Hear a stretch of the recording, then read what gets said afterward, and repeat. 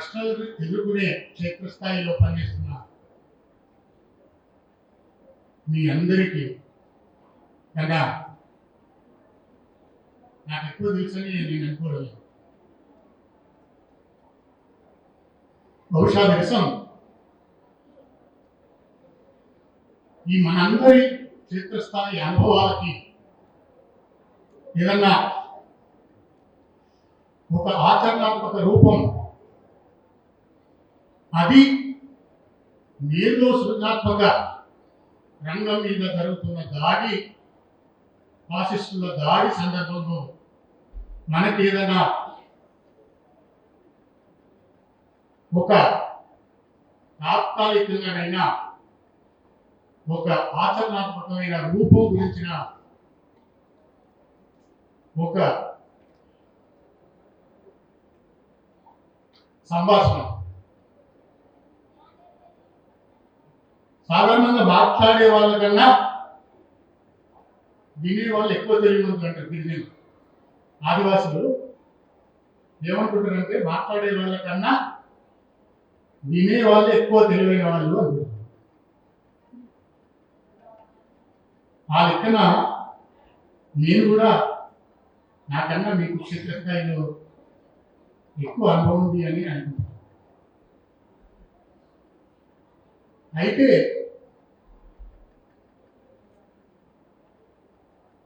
ఈ సందర్భం గురించి ఒకటి మాట్లాడుతున్నాం. ఈ సందర్భం ఎందుకు వచ్చింది? ఈ సందర్భం ఇవాళ మన అన్ని పనులు వదులుకొని తప్పనిసరిగా దీన్ని అడ్రస్ చేయాల్సిన అవసరం ఎందుకు వచ్చింది? దాని సారాంశం బయటికి కనిపించే సంఘటనల వెనుక ఉన్న ఒత్తిడి ఏమిటో మనం అర్థం చేసుకోవాలి. బహుశా మాట్లాడకుండా ఉన్న, నిర్బంధంలో ఉన్న, చనిపోయిన అమరులైన స్వామి కానీ, ఆమె సాయి కానీ మౌనంగా ఈ ఫాసిస్టు వ్యతిరేక ఆచరణలో వాళ్ళు గడించిన అనుభవాలకు సంబంధించి మనకు తెలియాల్సినంత తెలియకపోవడం కూడా ఒక విషయమే. ఇవాళ అది తెలుసుకోవాల్సిన సంకల్పం ఒకటి మనకు వచ్చింది. ఎందుకు వచ్చిందంటే ప్రజలు మనల్ని అడుగుతున్నారు. ఏమడుగుతున్నారు? రాజ్యాధికారం కోసం జరుగుతున్న యుద్ధం నిలబడుతుందా, నిలబడదా? ఇది ఫండమెంటల్ క్వశ్చన్. నిలబడితే ఎందుకు నిలబడుతుంది? నిలబడకపోతే ఎందుకు నిలబడదు? ఇది ఈ సందర్భం. దీనికి మనం నిరసనగా జవాబు చెప్పాల్సింది, ప్రజా సంఘాలుగా జవాబు చెప్పాల్సింది. భారతదేశంలో ఉండే డెమోక్రటిక్ ఫోర్సెస్, దాదాపు భారతదేశంలో ఉండే అన్ని రకాల భావజాలాలు ఇవాళ తమ ఆచరణని, తమ మందకొడితనాన్ని వదులుకోవాల్సిన ఒక సందర్భం, స్థలం, కాలం అన్ని మూపి. నేను ఒక మాట చెప్పేసి ముగించేసేది. నిజంగా యుద్ధం లేకపోతే ఇవాళ ఏ ప్రజాస్వామిక ఉద్యమం నిలబడడానికి ఆస్కారమే లేదు. కనుకనే అదృశ్యంగా ఈ అన్ని విషయాలు మనని ఎక్కడో అక్కడ మనల్ని ఆలోచింపజేస్తున్నాయి. బహుశా అదే మనందరి సృజనాత్మక ఆచరణకు సంబంధించిన ఆలోచన. ఆ ఆలోచనకు సంబంధించిన విషయాలు ఫాసిస్ట్ సందర్భంలో మనం ఇవ్వగా మాట్లాడుతున్నాం. అంటే మునుపటంతా లేదా ఫాసిస్టులు ప్రచారం చేస్తున్నంత, పత్రికలు గోధి మీడియా ప్రచారం చేస్తున్నంత, లేదా సిఐఏ ఏజెంట్లు వెనక డైరెక్టర్లుగా ఉండి మనను నిత్యం నిష్క్రియాప్రియంగా చేస్తున్న సామాజిక మాధ్యమాల కర్తలు చేస్తున్న దుష్ప్రచారానికి, మనం అనుభవిస్తున్న జీవితానికి మధ్య ఏదో ఒక సంఘర్షణాత్మకమైన వైఖరి తీసుకునే పరిస్థితి ఒకటి మనకి దాపురించింది. ఈ దాపురించిన పరిస్థితి గురించి మనం 67లో కార్వాన్ గారి నక్సల్బరీలో దాన్ని విశ్లేషించడానికి ప్రయత్నం చేశాడు. దానికి ఒక కార్యక్రమం ఇవ్వడానికి ప్రయత్నం చేశాడు. ఆ కార్యక్రమము అంటే ప్రజా ఉద్యమాలు ఒక ఆచరణాత్మకమైన కార్యక్రమంలో దిగిన సందర్భంలో ద్రవ్య పెట్టుబడి, సామ్రాజ్యవాదం ఇంకా తన తొత్తులైన బూర్జువా పార్టీలతో కలిసి సజావుగా పంపడంత సరళంగా దోపిడీ చేయడానికి, వాళ్ళ ప్రయోజనాలు నెరవేర్చుకోవడానికి అవకాశం లేని సందర్భం విప్లవోద్యమం కలిగించిందన్నమాట. అంటే ఒక్క భారతదేశంలోనే కాదు, ప్రపంచవ్యాప్తంగా కూడా ఇవాళ ప్రజలు తెలుసుకోవాల్సిన ఒక ముఖ్య విషయం, ఈ స్థలం కాలం 4 విప్లవ దశల నుంచి ఉత్పన్నమైన ఒక సామాజిక అనివార్యమైన సంక్షోభమే ఇవాళ మాట్లాడుతున్న ఒక సందర్భం.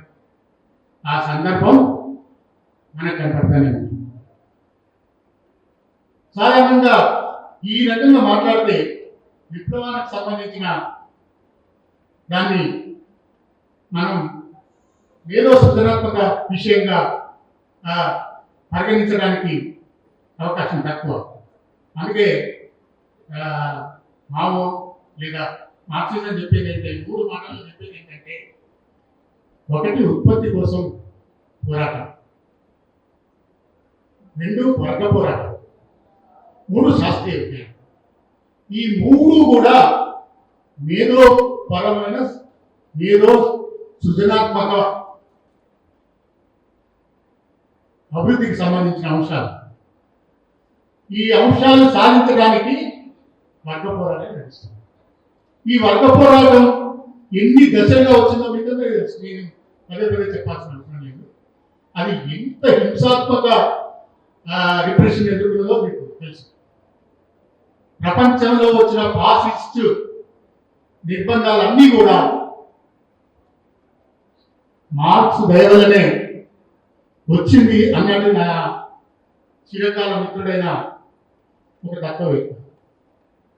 మార్క్స్ లేకపోతే ఇక్కడ ఇబ్బంది లేదని ఉద్దేశం నాకు నవ్వాలో ఏడో. నిజానికి ఒక వృత్తి కులం నుంచి వచ్చిన మేధావి మార్క్స్ లేకపోతే నాతో మాట్లాడగలిగే స్థితి లేదు. నేను ఇద్దరం అయితే ఏ పార్టీలుగానో, ఏ బట్టల వ్యాపారులుగానో ఎక్కడో బతుకోవాలి, కానీ మమ్మల్ని అట్లా బతకని. మార్క్సిజం అనేది మా జీవితంలోకి వచ్చినాక ఒక భూస్వామిక అభివృద్ధి నిరోధకమైన ఆలోచన లేని ఒక కాన్సన్ట్రేషన్ క్యాంపుల లాంటి పల్లెల్లోకి ఒక కొత్త సృజనాత్మకమైన, ఆచరణాత్మకమైన ఆలోచన ఆచరణ క్రమం ఒకటి ఆరంభమైంది. ఆ ఆచరణ క్రమం బహుశా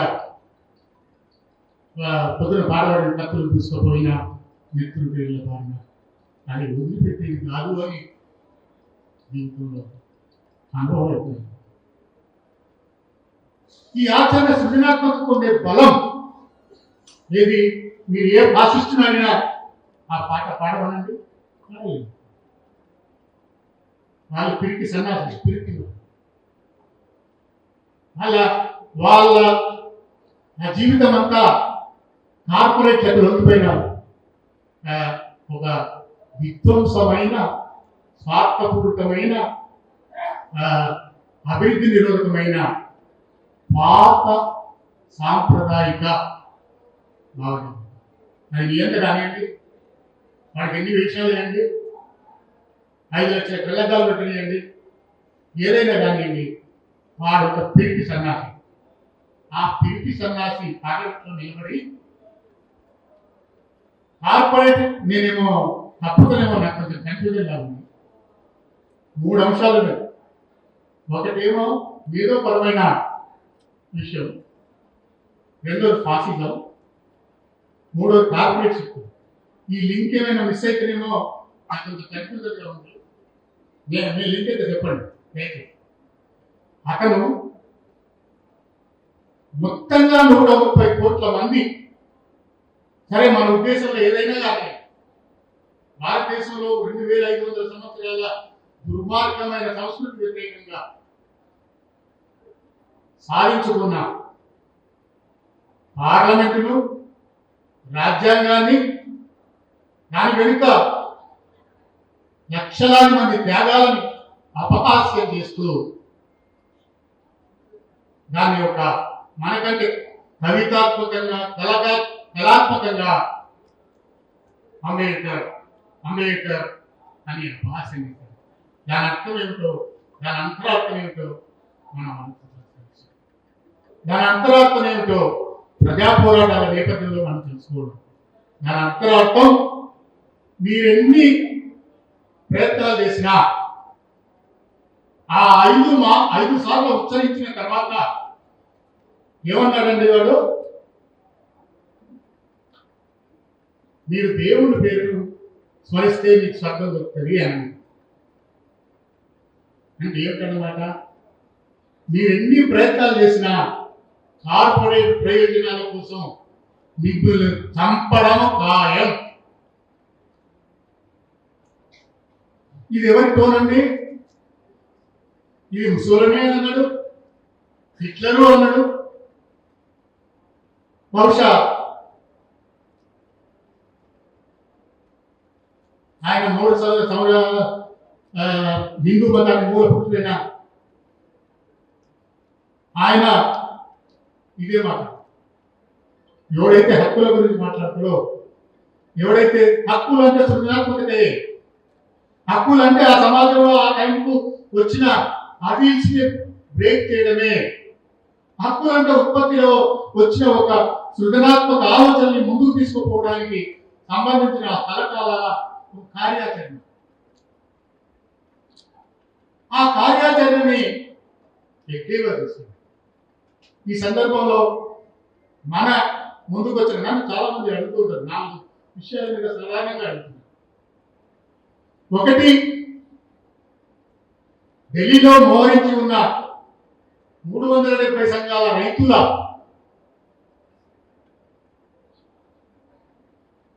దీర్ఘకాలిక పట్టువదలని పోరాటం వెనుక ఉండే సృజనాత్మకత ఏమిటి? మనం ఏదో డెమోక్రటిక్ స్ట్రగుల్ ఇవన్నీ మనం చెప్తున్నాం. మన సమాజంలో ఉండే వైద్యాల గురించి మాట్లాడుతున్నాం, మన సమాజంలో ఉండే వర్గాల గురించి మాట్లాడుతున్నాం, మన సమాజంలో ఉండే ప్రాక్టీసెస్ గురించి మనం మాట్లాడుతున్నాం. కానీ వాళ్ళు ఈ ప్రాక్టీసెస్ అన్నిటి మధ్య రైతాంగం యొక్క సృజనాత్మక శక్తిని హరించి వేస్తున్న ఒక సామ్రాజ్యవాద ధరలకు సంబంధించి, సామ్రాజ్యవాద ప్రాక్టీసెస్ సంబంధించి ఒక రాజకీయ ప్రస్తావనను తీసుకొచ్చారు. ఆ రాజకీయ ప్రస్తావన ఎలాంటిదో బహుశా మనకంటే ఫాసిస్టులకు ఎక్కువ తెలుసు. ఎందుకంటే మనం సిరియాలో చూసినాం, బంగ్లాదేశ్లో చూసినాం, శ్రీలంకలో చూసినాం. మరి ఎక్కడైనా ఇవాళ అట్లాంటివి జరగడానికి అవకాశం ఉంది. కానీ వాటన్నిటి సారాంశాన్ని అర్థం చేసుకొని రైతాంగం యొక్క కార్యకలాపాలు ఎట్లా ఉండాలి, వాళ్ళ వ్యూహం ఎత్తుగడలు ఎట్లా ఉండాలి అని మనకు నగ్గబడి ఒక స్పష్టమైన ఒక మేధో సృజనాత్మకమైన పిలుపునిచ్చింది. ఆ పిలుపులో దాదాపు 30,000 మంది అమరులైపోయారు. దాదాపు 1,00,000 మంది ఆ దానిలో నిర్బంధాల పాలైనరు, నిర్వాసితులైనరు. రకరకాల పద్ధతిలో పోరాటాల్లో బహుశా 130 కోట్ల మంది ప్రయత్నంగానో అప్రయత్నంగానో ఈ పోరాటంలోకి నడవక తప్పని పరిస్థితి సందర్భం విప్లవోద్యమం కలిగించింది కనుకనే ఫాసిజం వచ్చింది.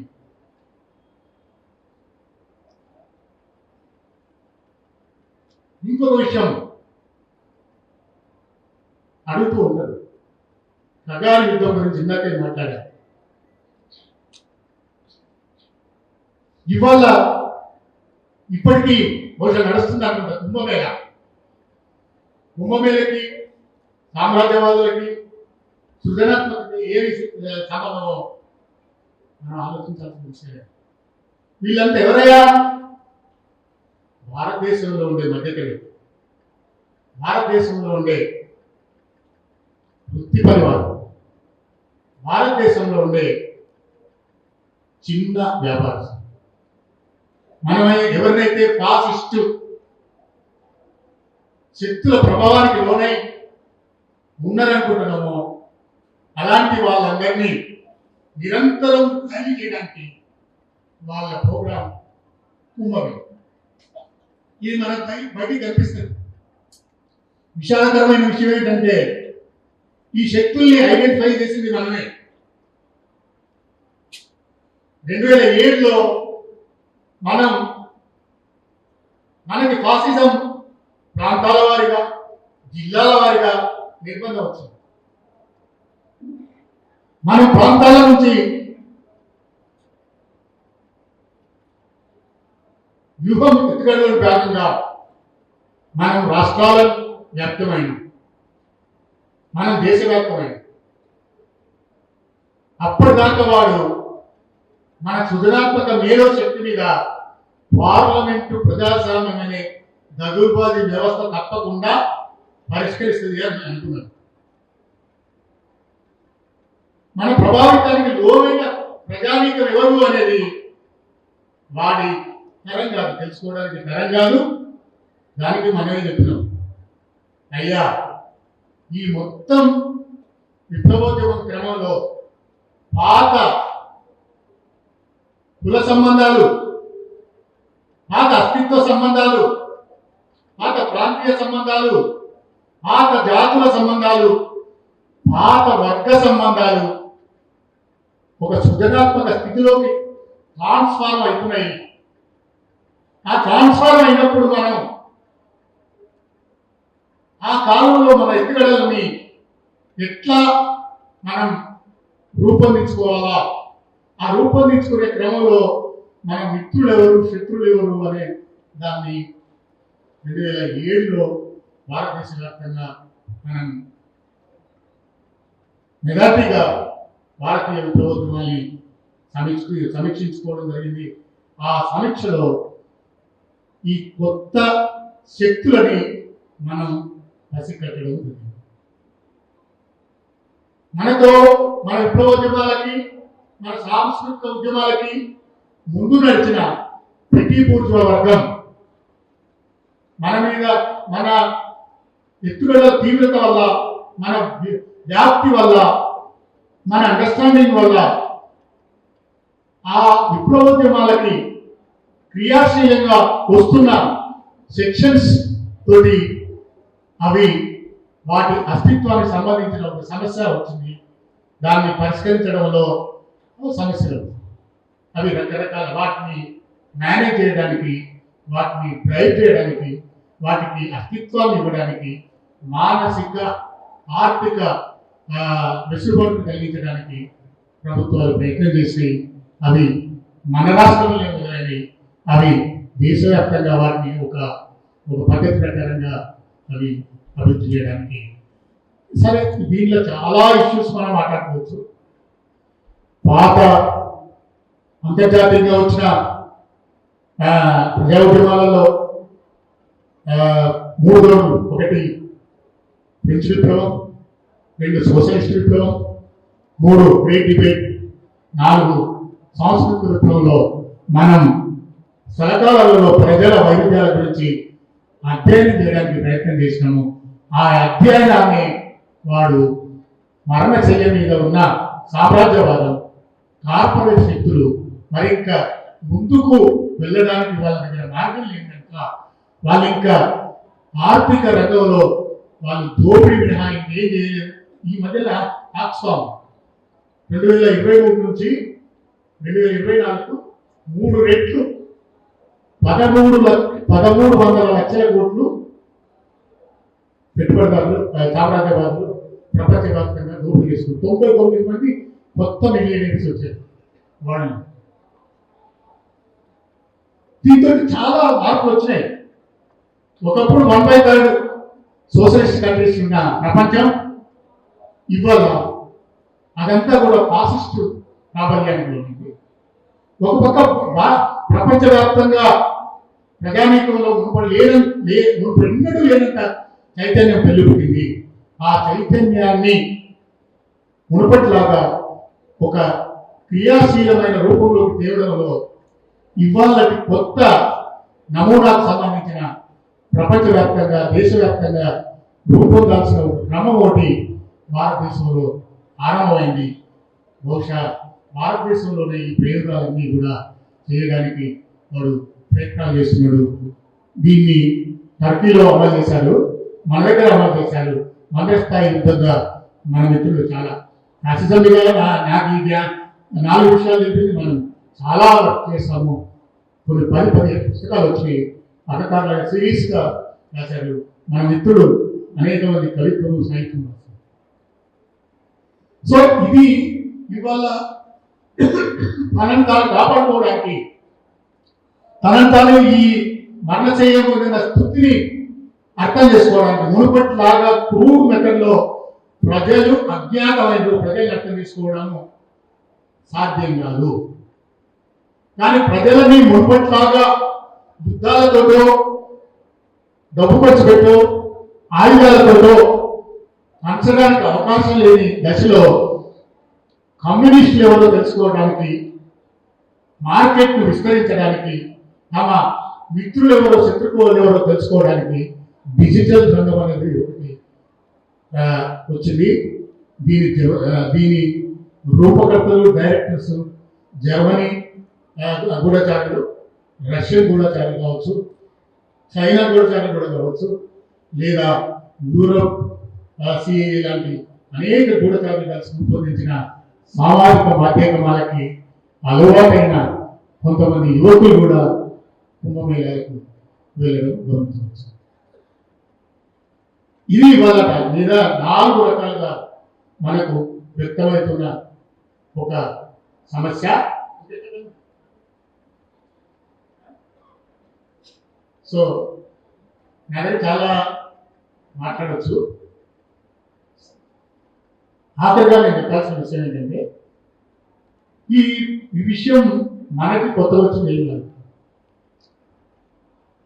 ప్రతి విప్లవోద్యమం నడుస్తున్న క్రమంలో విప్లవ వ్యతిరేక శక్తులకి వీళ్ళకి మధ్య జరుగుతున్న యుద్ధ తంత్రంలో పరిణామాత్మక వ్యతిరేక మార్పుల సారాంశంలో కొత్త ఎత్తుగడలు రావడం అనేది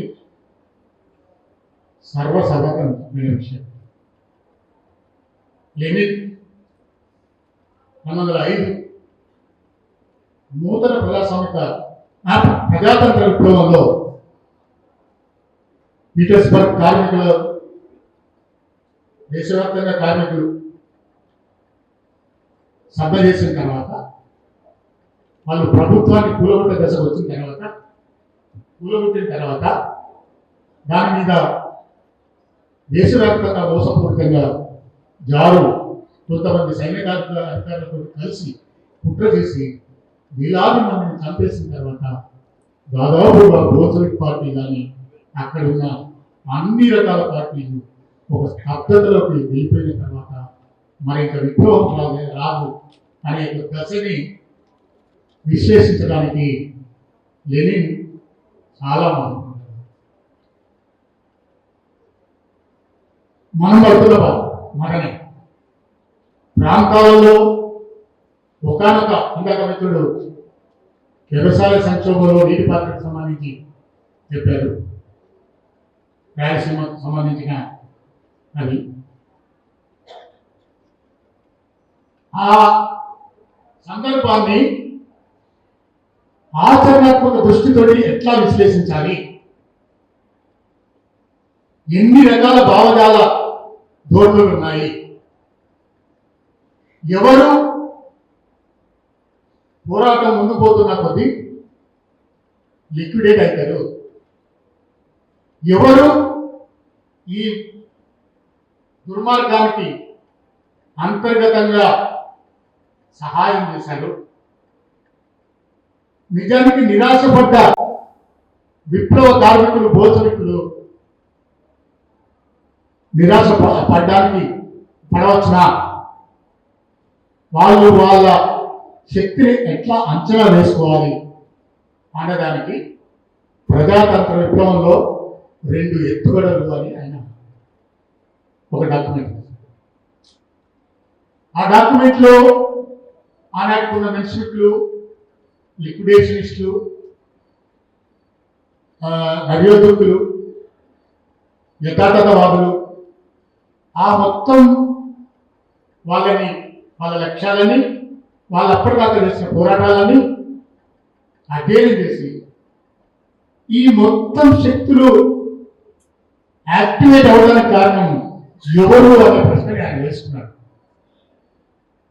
విప్లవమే కదా. ఇవాళ మనకైతే ఎట్లయితే ఆదివాసులు కదారి యుద్ధం మన నిధులని మీద ఒక పెద్ద ప్రశ్నని, ఒకవేళ రాజ్యాధికారం సాధించడానికి యుద్ధం లేకపోతే భారతదేశంలో ఇప్పుడున్న యథార్థ స్థితి కొనసాగుతుందా, కొనసాగది అని ఘనమైన పార్లమెంట్లో ఆయన ప్రస్తావించారు. 5 సార్లు ఎందుకన్నారంటే ఆయన 5 కేటగిరీస్గా చూసింది. ఒకటి డెమోక్రటిక్ ఉద్యమకారులు, 2 రాష్ట్రాలకు సంబంధించిన వాళ్ళు, 3 కమ్యూనిస్టులు, 4 ఉదారవాదులు. ఇట్లా వీళ్ళందరినీ నేను స్వర్గానికి పంపడం ఖాయం అనే పద్ధతిని ఆయన ఒక అల్టిమేటం ఇచ్చాడు. అది రూపంగా ఖాయమే. ఎట్లా ఖాయం? వీటన్నిటికీ ఆయన మొదట ఎంచుకున్న పద్ధతి ఏమిటంటే వీళ్ళని దన్నుగా నిలబడ్డ రాజ్యాధికారాన్ని ప్రశ్నించే ఒక సాయుధ ప్రయత్నాన్ని సంపూర్ణంగా ఆల్అౌట్గా తీసేస్తే తప్ప వీళ్ళందరి బలం, సృజనాత్మక శక్తి పోయి కార్పొరేట్ శక్తులు నిరాటంకంగా వాళ్ళ యథేచ్ఛగా దోపిడీకి వీలవుతుందని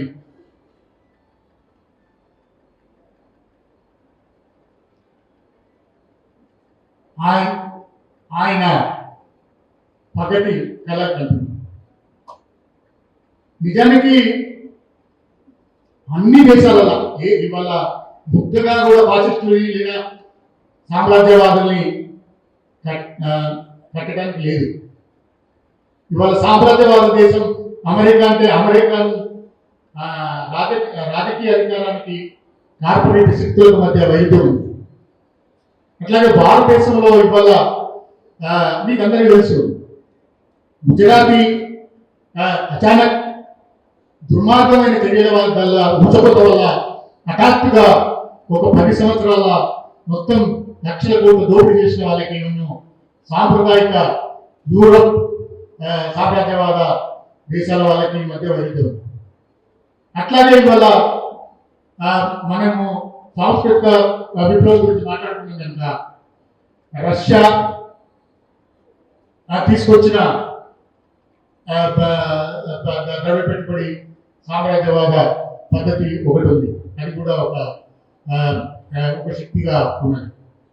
అంతేకాకుండా చైనాలో అభివృద్ధి చెందుతున్న కొత్త పెట్టుబడిదారు వర్గం ఒకటి, దాని ప్రయోజనాలు, ఈ 3 రకాల వైవిధ్యాలు పోటీ పడుతున్నాయి. అవి మనం ఉక్రెయిన్గా మనం దాన్ని అర్థం చేసుకోవాలి. వీటన్నిటికంటే కూడా ప్రజలు మరెంత మాత్రం వీటిని సహించలేని స్థితి ఒకటి ప్రజలు. వీటిని మనం సమీకరించడం ఎలా? అంతర్జాతీయ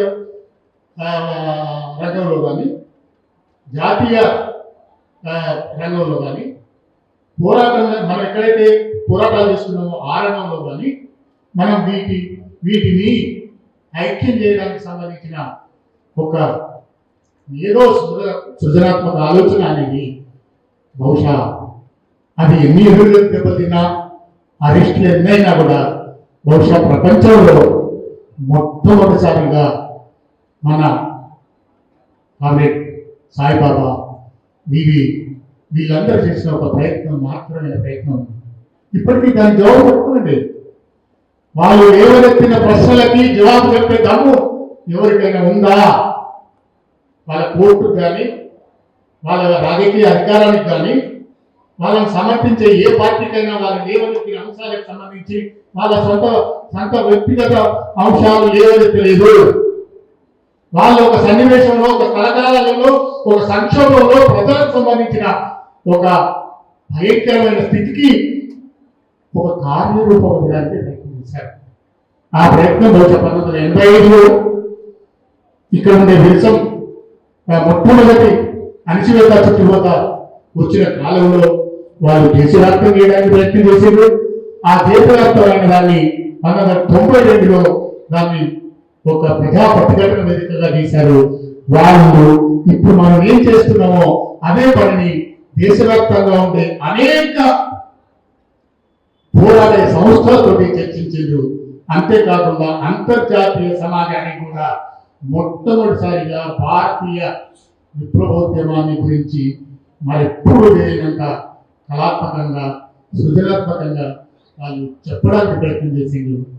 అందుకే వాళ్ళకి జవాబు చెప్పగలిగిన పరిస్థితి లేదు కంటేనే వాళ్ళని నిర్బంధించలేదు.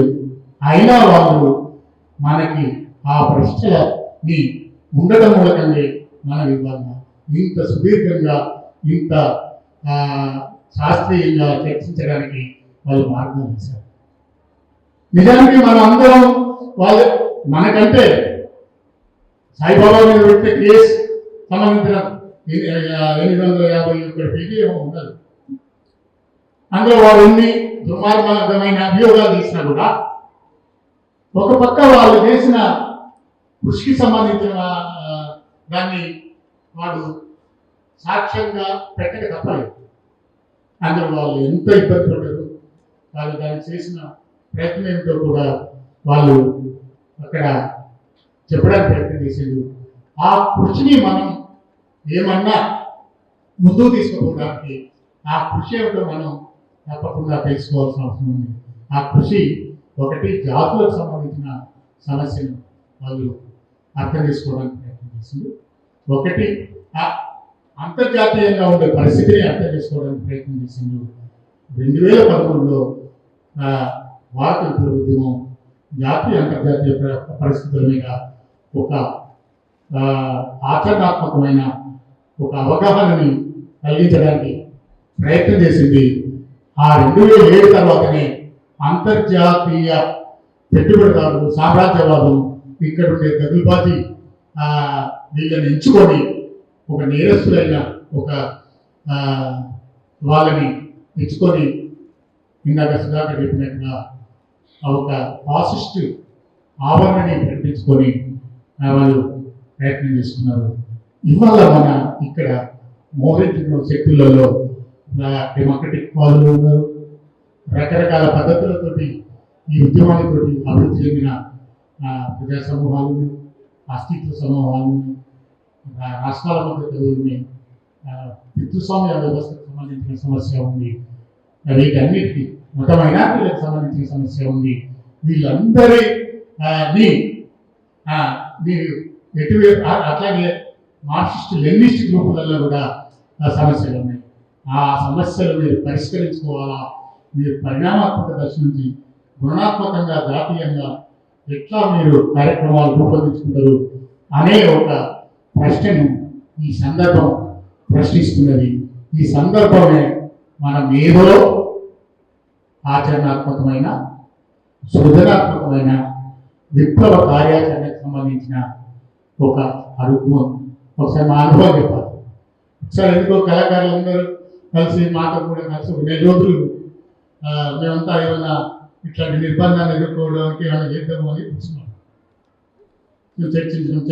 చర్చించడం కానీ వంగపడి ప్రసాద్ ఆఖరికి ఏమీ రాలేకపోయాము. ఆఖరికి వంగపడి ప్రసాద్ ఇట్లా అయితే ఎట్లా రాబోయి, మనం ఇంత పెద్ద ప్రయత్నం చేస్తే ఒక్కడి కూడా రాలేదని ఇంద్రవెల్లి కొండల్లో దండు పుట్టింది అని ఒక పాట, ఆ 1 నెల రోజుల ప్రయత్నానికి ఒక పాట వచ్చింది. కానీ ఆ తర్వాత దాన్ని అర్థం చేసుకోవడానికి ఇవాళ మన దగ్గర 40-50 పుస్తకాలు వచ్చినాయి. కనుక ఏ ప్రయత్నమైనా ఒక చిన్న ప్రయత్నంగా ఉంటుంది. కమ్యూనిస్ట్ ప్రాక్టీసెస్ ఏంటంటే మాసెస్ నుంచి మనం తీసుకోవడం, దాన్ని అధ్యయనం చేయడం, దాన్ని సిద్ధాంతంగా అభివృద్ధి చేయడం, మళ్ళీ ప్రాక్టీస్ తీసుకుపోవడం. ఇది ఒక గొప్ప సంస్కృతి విప్లవంలో అంత పెద్ద డ్యామేజ్ జరిగినప్పుడు కూడా మావో చేసిన పని ఏంటంటే ఈ ఇష్యూ ప్రజలకు తీసుకుపోవడం. ఒక మహత్తరమైన సాంస్కృతిక విప్లవోద్యమం జరిగిన నేపథ్యంలో మహత్తరమైన కమ్యూనిస్టు సిద్ధాంతం ఉన్న ఆ ప్రయత్నంలో ఇవాళ కగార్ అనేది మనకే కాదు, దేశవ్యాప్తంగా సామ్రాజ్యవాదానికి ఒక క్రియేటివ్ మేధోపరమైన ఆచరణ రూపం. చివరిగా మావోకు రాజకీయ అధికారం మారడానికి యుద్ధం అనివార్యమైంది.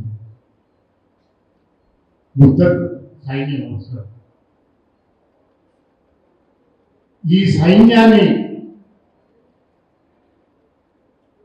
యుద్ధానికి సంబంధించిన కార్యకలాపాలని అన్ని రంగాలలో ప్రచారం చేయడం, దాన్ని ముందుకు తీసుకుపోవడం వల్లనే యుద్ధంలో గెలుస్తాం. యుద్ధం గెలిచిన తర్వాత సానుకూలత నియంత్రించుకుంటే మన సమస్యలన్నీ పరిష్కరించే ఒక రాజకీయ అధికారం వస్తుంది. సమస్యలు తెలుసుకోవడానికి ఇవాళ మనకి సంస్కృతి గొప్ప ఆయుధం ఉంది. ఆ ఆయుధంతో ఇవాళ మనం అనేక ప్రజా సమూహాల గొప్ప అనుభవాలని, బాధాపూర్వక అనుభవాలని, నిర్బంధాన్ని అర్థం చేసుకోవడం సృజనాత్మక శాస్త్రీయ విద్యాన్ని అలవడింది. ఆ నేపథ్యంలో మనం ఈ అగ్రగామి దళంగా ఉన్న సాంస్కృతిక రంగంలో అగ్రగామి దళంగా ఉన్న విరసం మహాద్భుతమైన కర్తవ్యాలని 1970 నుంచి నిర్వహిస్తుంది. అది అన్ని సంస్థలకి ఒక మేధోపరమైన సృజనాత్మక ఆచరణని, సృజనాత్మక ఆలోచనల్ని నేర్చుకోవడానికి, నేర్పడానికి, మన సాహిత్యాన్ని అందించడానికి ప్రయత్నం చేస్తుంది. ఇందులో ఇక్కడికి వచ్చిన చాలామంది 4వ తరం యువకులు వాళ్ళందరూ కూడా ఇవాళ సందర్భాన్ని కనిపించే వాస్తవాల నేపథ్యం కాకుండా దాని వెనుక ఉండే సారాంశాన్ని అర్థం చేసుకొని ఆ సారాంశాన్ని పూర్తి యుద్ధంలో తప్పనిసరిగా మనం ఎంతవరకు చెప్తామో చివరిగా ఆవిడ ఆనంద్ చెప్పిన ఒక మాట చెప్తూ, ఆయన మేము గత 50 సంవత్సరాలుగా భారతీయ ప్రజలకి నాయకత్వం వహించే అన్ని రకాల మేధో సృజనాత్మక విషయాలని ఆచరించడానికి రూపొందించి కూర్చున్నాము. ప్రజలు రావాల్సిందే, ప్రజలకే ఈ యుద్ధం ప్రతిష్టాత్మకమైంది అనే ఒక అందరికీ ఒక పిలుపునిచ్చారు. ఆ పిలుపు సారాంశాన్ని మనం అర్థం చేసుకుంటే ఈ సంక్షోభాన్ని జరగడానికి అవకాశం ఉంటుంది. ఈ అవకాశం ఇచ్చింది అందరికీ కాదు సార్.